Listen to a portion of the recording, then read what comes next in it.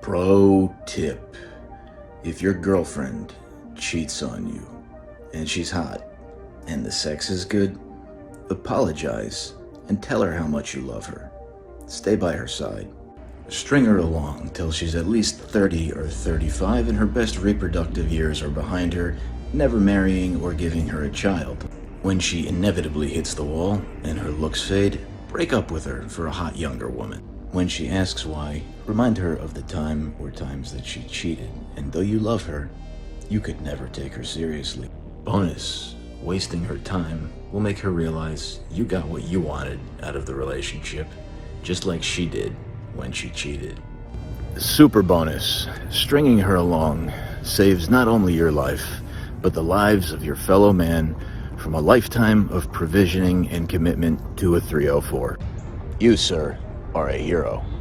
Super duper bonus: by stringing her along through her valuable reproductive years, you are eliminating one more person with poor decision-making capability from the gene pool and assuring our survival and advancement as a species.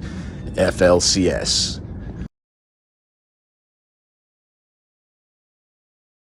Fellas, I'm gonna give you the harsh reality. If you're the dude that FaceTimes her all day, texts her all day, Snapchats her all day, make sure she's doing okay and doing well, she's probably getting her back blown out by the dude that texts her once a month. That's just a fact. I be like, if I'm ready to fuck, I be ready to fuck now. And I ain't gonna never tell nobody the truth, no way. Exactly. How many niggas you fucked? 3.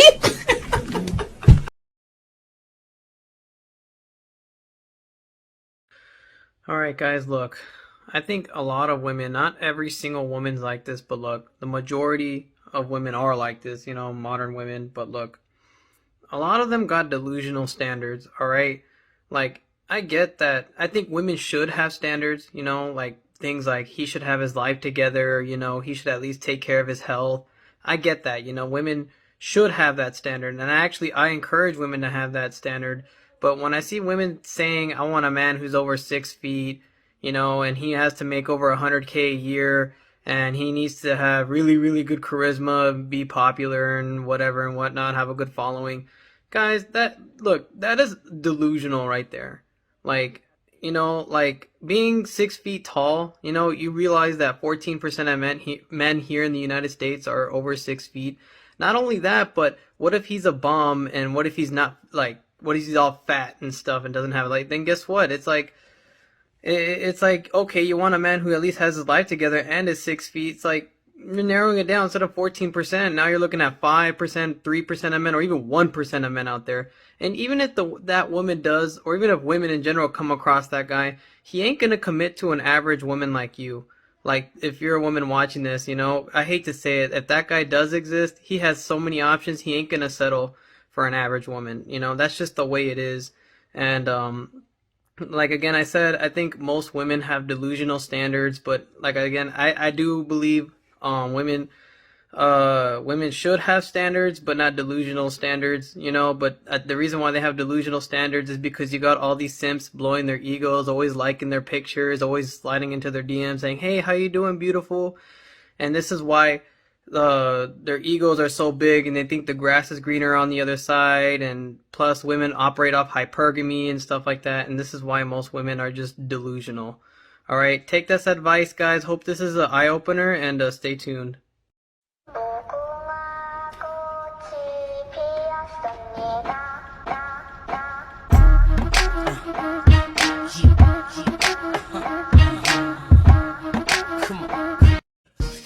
Why women feel entitled. Number one, I feel like most women feel entitled because of social media. What I mean by that is, scroll through their Instagram and go to their comments. You're going to see all these older guys up there comment, oh, baby, you look so good. Guys cash shopping them. See, what happened is they get with a man with value, a man that's really about something. They expect the same thing out of him. Nah, baby girl, every man don't care about your body. Every man don't care about how many followers you have. That doesn't spark some man interest. Just like me, I don't care about how many followers you have. I don't care about none of that. What is your mind like? What is your heart like? And they can't handle that. They constantly want these dudes to validate them and send them money. Oh, babe, you look so good. Your body's so beautiful. Your body may be beautiful, but every man not finna pay you just because your body feel beautiful. So what happened is they go into this relationship with the mindset of, oh, I'm somebody just because these dudes on the internet has pumped their head up. So they feel entitled that every man owe them that because they seen it on the internet. They constantly getting validated on the internet. So they come into reality thinking every man gonna do that. No.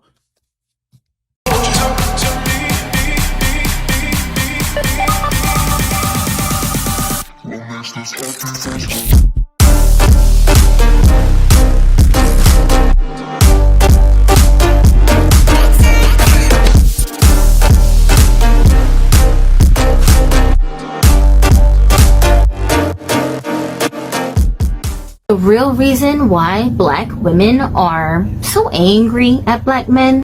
The real reason why they're so angry, sweetheart, is because they're fucking mean. And we don't like that shit. So we have to go out there and battle that every single day when we're at work. Then we gotta drive home in rush hour traffic. And then we gotta come in the house with some hostile ass woman. And they're fucking up my mind. Blowing my high. Blowing my zone. How long do you think that's gonna last? Think about it. Do better.